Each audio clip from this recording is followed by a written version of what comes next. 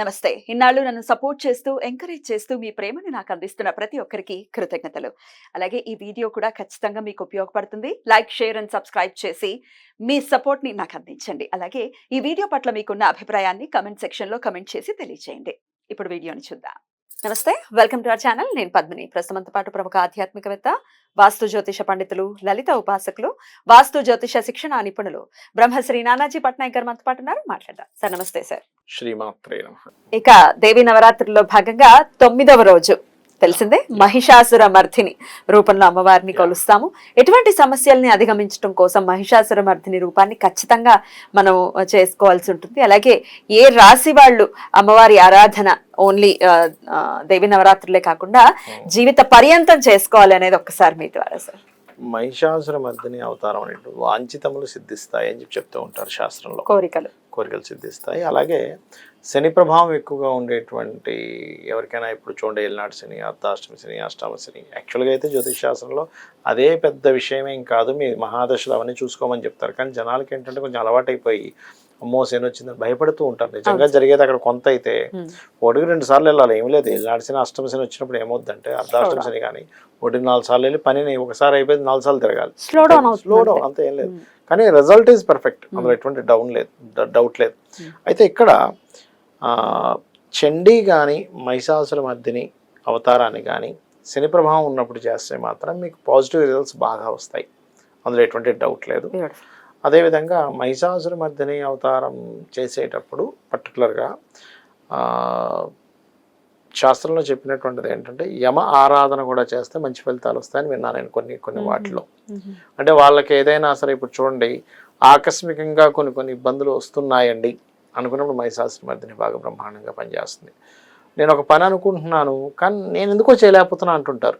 ఎందుకంటే ఇన్నర్గా వాళ్ళకి తెలియకుండానే కొన్ని దుష్ట శక్తులు వాళ్ళని ఆవహించి ఉంటాయి, సూక్ష్మ రూపంలో ఉంటాయమ్మా. ఇప్పుడు మనకి సూక్ష్మ క్రిములు ఉంటారు, మన కంటికి కనబడినంత మాత్రం లేవనలేం. బైనాకులర్ అందులో పెట్టి చూస్తే కనపడుతుంది, దాంట్లో పెట్టి చూస్తే మనకు కనిపిస్తుంది. అంటే ఎలా అంటే ఒక సూక్ష్మంలో ఉండేటువంటి సూక్ష్మంగా కనబడిన సూక్ష్మ క్రిమి ఎలా ఉంటుందో సూక్ష్మంగా ఉండేటువంటి శక్తులు కూడా కొన్ని ఉంటాయి.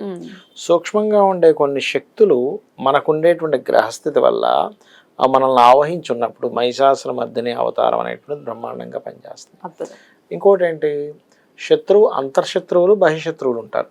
ఈ శత్రునాశనం ఎక్కువగా జరుగుతూ ఉంటుంది. అది మీ లోపల ఉండే శత్రువులు కూడా కావచ్చు. మీకు మీరుగా మీరు ఏమనుకుంటారు, మనం ఇప్పుడు నేనే ఉన్నాను అనుకోండి, నేను ఏదో పాజిటివ్ అనుకోవచ్చు కానీ అది పాజిటివ్ అవ్వాలని రూల్ లేదు. ఒక మాయలో ఉండి పాజిటివ్ అనుకోవచ్చు కానీ ఆ మాయను తొలగించేటువంటి శక్తి మహిషాసుర మర్దిని ఉంటుంది అమ్మవారికి. ఈ మహిషాసుర మర్దిని విషయంలో కూడా ఎర్రటి పువ్వులు, గన్నేరు పువ్వులతో పూజ చేయడం అనేటువంటిది చాలా మంచిది. అయితే మహిషాసుర మర్దిని అమ్మవారికి ప్రత్యేకంగా ఏంటంటే కొంతమంది అంటే పసుపన్నము, ఇంకొంచెం తీవ్రమైనటువంటివి చేసేటువంటివి ఎర్రటన్నం కూడా పెడతారు పర్టికులర్గా. అదేవిధంగా మనకి అంటే సౌమ్యంగా ఆరాధించేటువంటి స్వభావం కూడా కొంతమంది చేస్తూ ఉంటారు. తెల్లటి పుష్పాలు, ఎర్రటి పుష్పాలు కలిపి కూడా చేస్తారు.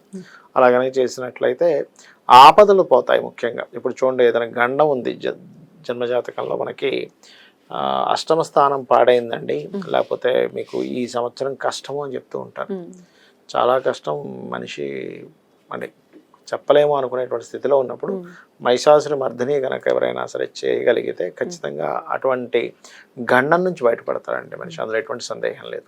ఏ రాశి వాళ్ళు ఖచ్చితంగా మహిషాసుర మర్దిని అమ్మవారి ఆరాధన చేయాలి? మిథునము, కన్య, అదేవిధంగా కుంభము అండ్ మకరము మీరు చేసుకుంటే చాలా మంచిది. అమ్మవారి ఆరాధన ఎందుకు చేయాలి, ఎలా చేయాలి అనేది, ఎవరు చేయాలి అనేది చాలా వివరంగా చెప్పారు. కానీ ఒకసారి పూజా విధానాన్ని కూడా క్లుప్తంగా చెప్పండి సార్. తప్పకుండా అమ్మా. నేను ఇప్పుడు చెప్పబోయేటువంటి విధానం ఏదైతే ఉందో ఇది దేవి భాగవతంలో చెప్పబడినటువంటిది చెప్తున్నా, గుర్తుపెట్టుకోండి. అందులో చెప్పింది ఏమిటంటే ముందు రోజు అమావాస్య రోజు మధ్యాహ్నం పూట హవిస్సు అన్నము కానీ లేకపోతే నెయ్యి కలిపినటువంటి అన్నాన్ని కానీ మధ్యాహ్నం భుజించాలి, గుర్తుపెట్టుకోండి. సాయంత్రం పూట పలహారం మాత్రమే తీసుకోవాలి, అన్నం తినకూడదు. ఇది శాస్త్రం. అమావాస్య రోజు, అమావాస్య రోజే మీ పూజా సామాగ్రి మొత్తం రెడీగా ఉంచుకోవాలి. నెక్స్ట్ డే ఉదయం నిద్ర లేచిన తర్వాత చక్కగా తల స్నానం చేసుకొని, స్త్రీలు అయితే 9 రోజులు చేయాల్సిన అవసరం లేదు, ఫస్ట్ డే చేసుకుంటే సరిపోతుంది. పురుషులు మాత్రం నిత్యం 9 రోజులు చేసుకోవాలి. దీక్ష తీసుకోవాలనుకునేటువంటి వారు దీక్షా వస్త్రాలు ధరించాలి, ఎర్రటి వస్త్రాలు. అదేవిధంగా ఒకరిని కానీ ముగ్గురిని కానీ ఐదుగురిని కానీ బ్రాహ్మణుని పిలిచి వాళ్ళకి దీక్షా వస్త్రాలు ఇచ్చి వాళ్ళకి వరుణ ఇచ్చి వాళ్ళని మీ స్తోమతను బట్టి ఒకరు ముగ్గురు ఐదుగురు దాన్ని బట్టి వాళ్ళకి నిత్యము కూడా ఇంట్లో దేవి భాగవతము లేకపోతే చండి ఇట్లాంటి పారాయణాలు 9 రోజులు జరగాలి. కలశం పెట్టేటువంటి వారు ఒకటే గుర్తుపెట్టుకోండి, ఇంటి యొక్క ఏదైతే మనకు పూజా మందిరం ఉంటుందో లేకపోతే ఒక రూమ్ లో అరేంజ్ చేసుకుంటారు, ఖచ్చితంగా వేప మండలు ఈ యొక్క మామిడి మండల్ని చుట్టూ మనం అలంకరణ చేసుకొని అమ్మవారి యొక్క పీఠం లాగా ఏర్పాటు చేసుకుని దాని మీద ఒక వస్త్రం తెల్లటిది కానీ ఎరుపుది కానీ వస్త్రం వేసి చక్కగా బియ్యం వేసి కలశం పెట్టేటప్పుడు ఒక నియమం ఏంటంటే కలశం పెడితే మీకు ఎటువంటి ఇబ్బంది వచ్చినా తీయకూడదు. మధ్యలో ఏదైనా వచ్చింది పురోహితుని పెట్టి 9 days చేయాలి కానీ మధ్యలో ఆపకూడదని శాస్త్రం, తీయకూడదు. దేవుడి గదిలో పెట్టేసి తలపేసేసామండి అంటే కూడా కుదరదు. ఖచ్చితంగా ఇంట్లో ఏమి జరిగినా అది 9 days కంప్లీట్ అవ్వాల్సిందే. ఆ కలశం అది ఎలాంటి కలశమైనా దానం చేయాలి లాస్ట్ రోజు, చివరి రోజు ఆలోచించి పెట్టండి పెట్టండి. అంటే అలా కాదు, ఎలాంటి దానం చేస్తే అంత గొప్పది వస్తుంది. కానీ చెయ్యం కదా సార్, ఇప్పుడు వెండిది పెట్టేస్తాం, బియ్యం ఇచ్చేసి చెంబు లోపల పెట్టుకుంటే ఇంకేం చేయాలని చెప్పింది శాస్త్రంలో, చేయమని చెప్పింది. అదే కాకపోతే అందులో నవరత్నాలు బంగారం లాంటివి వేస్తారు కలశంలో. కలశంలో ఏం చేస్తారంటే మనకి గంగా యమున సంబంధించినవి ఏమైనా ఉంటే దాన్ని వేస్తారు, లేదనుకుంటే నీళ్ళనే తీసుకుని గంగా చేయమని అనుకుంటూ మంత్రం చదువుతూ వేస్తారు. చక్కగా కొబ్బరికాయ పెడతారు, అందులో బంగారము లేకపోతే అవన్నీ కూడా వేస్తారు, అవి తీసేసుకోవచ్చు కావాలంటే. కానీ కలశ స్థాపనతో పాటు శ్రీయంత్రం ఉండాలి, అమ్మవారి పటం ఉండాలి, లేదా విగ్రహం ఉంటే మీరు చక్కగా అలంకరణ చేసుకోవచ్చు. శ్రీచక్రానికి రోజు పూజ చేయాలి. అందులో పర్టికులర్గా మనకి శాస్త్రంలో చెప్పిన విషయం ఏంటంటే మీకు ఎటువంటి దారిద్రాలు ఉన్నా తొలగిపోవాలంటే బిల్వపత్రం తీసుకొని ఎర్ర చందనము, రక్త చందనము అంటారు, దానికి చక్కగా రాసి ఒక్కొక్క బిల్వపత్రంతో కనుక పూజ చేసుకున్నట్లయితే అద్భుతమైన ఫలితం వస్తుంది. ఆ బిల్వపత్రం మళ్ళీ నెక్స్ట్ డే వాడచ్చు అంటే హ్యాపీగా వాడచ్చు. బిల్వపత్రానికి తప్పులేదు, దోషం లేదు. కడిగేసుకుని చక్కగా పెట్టి ఏమంటే నాకు లలితాసహస్రనామాలు పూర్తిగా వచ్చు, ఒక్కో నామంతో చేయొచ్చు. లక్ష్మీ అష్టోత్తరాలు వచ్చు, లక్ష్మీ అష్టోత్తరాలు చేసుకోవచ్చు. లేదు ఏమీ నాకు రావండి, శ్రీమాత్రి నమః అనుకుంటూ చేస్తాను, ఉదయం పోయింది సాయంత్రం ఒక అరగంట సేపు చక్కగా చేయొచ్చు. అయితే పూజకు ముందు ఖచ్చితంగా మీరు ఆచమనం చేయడము, సంకల్పం చెప్పుకోవడం చేయకపోతే పూజ చేసిన ఫలితం రాదు. ధ్వజం ఖచ్చితంగా ఉండాలి అక్కడ, గుర్తుపెట్టుకోండి. ధ్వజం అంటే జెండా లాగా అమ్మవారి సింహం మీద ఉన్నటువంటి అమ్మవారి కానీ లేకపోతే సింహం ఉన్నటువంటిది కానీ ధ్వజం ఖచ్చితంగా ఉండి తీరాలి. వీటన్నిటికంటే ముఖ్యమైనది ఏంటంటే అమ్మ శాస్త్రంలో చెప్పినటువంటిది ఆవు పేడతో అలకమని చెప్పారు, కానీ ఇవాళ రేపు మనకి టైల్స్ ఇవన్నీ అలకలేం కాబట్టి కనీసం పేడనైనా అక్కడ పెట్టుకోవాలి. అలాగే చేస్తే ఇంకా అద్భుతం, గొబ్బెమ్మలాగా పెట్టుకోవచ్చు. పెట్టుకుంటేనే ఆ పూజకు ఫలితం అని చెప్పడం జరిగింది. అలాగే నిత్యము కూడా రోజుకు ఒక్కరినైనా సరే ముత్తైదుని పిలిచి మీరు ఇవ్వాలి. తాంబూలము ఇవ్వాలి. మీ శక్తి. కుమారి పూజ చేసే వాళ్ళు ఫస్ట్ డే, సెకండ్ అంటే 2 సంవత్సరాలు, సెకండ్ డే 3 సంవత్సరాలు, థర్డ్ డే 4 సంవత్సరాలు ఈ వరుస పాటించాలి. ఆ అమ్మాయికి పళ్ళు ఊడిపోవడం కానీ, కురుపులు ఉండడం కానీ, చేతి నిండా అనారోగ్యంతో ఉన్నటువంటి అమ్మాయిని కూర్చోబెట్టదని చెప్పింది శాస్త్రం.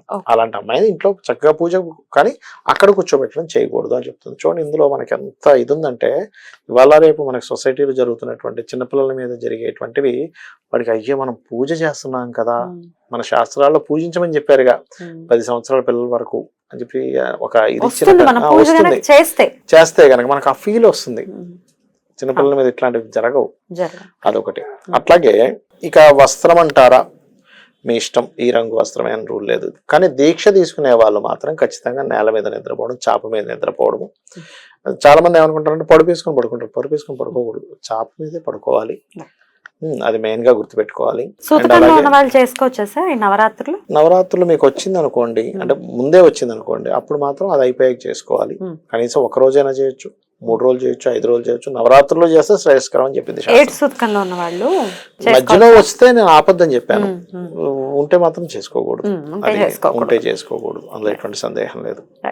కానీ కలశం పెట్టాక మాత్రం వచ్చినా సరే ఆపకూడదు. పురోహితుడు పెట్టైనా సరే అది కంప్లీట్ చేయించాలి. మీరు ఆపకూడదు, మీరు మీ పనులు మీరు చేసుకుంటే అది మాత్రం అది కంటిన్యూ చేయాలి. అది శాస్త్రంలో ఉన్నటువంటి విషయాలు. ఈ 9 రోజులు కూడా ఈ హోమాలు, పారాయణాలు ఎన్ని చేస్తా అంత మంచిదమ్మా. అలానే అప్పు చేసి చేయకండి, ఉన్నదాంట్లో. థాంక్యూ సార్, నమస్తే. శ్రీమాత్రే నమః.